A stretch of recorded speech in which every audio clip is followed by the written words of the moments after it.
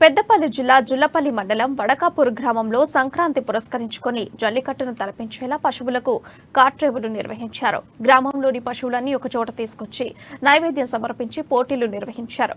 ఈ కార్యక్రమంలో గ్రామ ప్రజలు పెద్ద ఎత్తున పాల్గొన్నారు.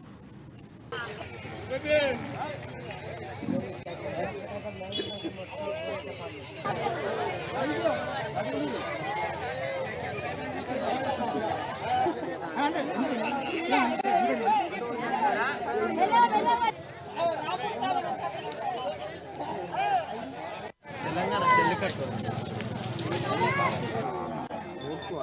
నడవల్ల